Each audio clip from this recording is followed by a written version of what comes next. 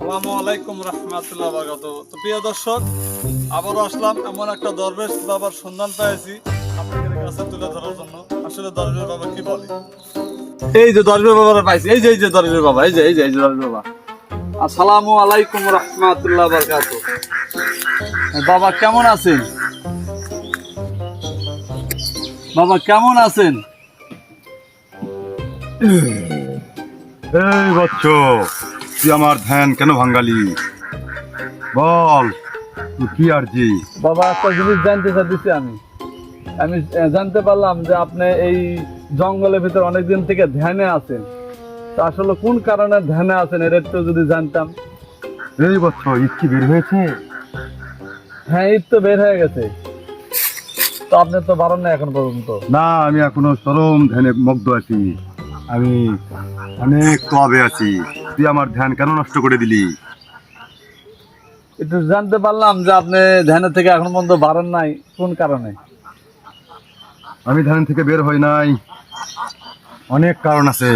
এই যে একটা পবিত্র কুরবানি হয়ে গেল, তারপরেও পারেন নাই। হ্যাঁ রে বচ্চ, ঠিক আছে রে বচ্চ, আমি বের হই নাই।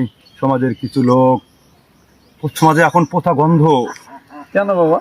সমাজে সব নষ্ট হয়ে গেছে, সব পচে গেছে। কেন? সমাজের নিয়ম শৃঙ্খলা ঠিক নেই। সমাজের কুরবানি যেগুলো হয়েছে, ঈদ গেছে, এগুলো সব নষ্ট, সব পচা গন্ধ, সব পচা গন্ধ। তাই? এই জন্য আমি ধ্যানে মগ্ন আছি। ও পচা গন্ধের মধ্যে আমি যেতে চাই না।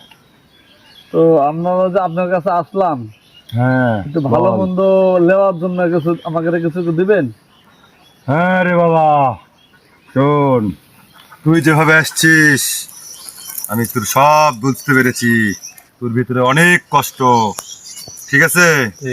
তুই সকাল বিকেল ঘুম থেকে উঠে খালি মুখে, বাসি মুখে সকালবেলায় বের হবি আর আল্লাহর তোয়াফ করবি। এই নে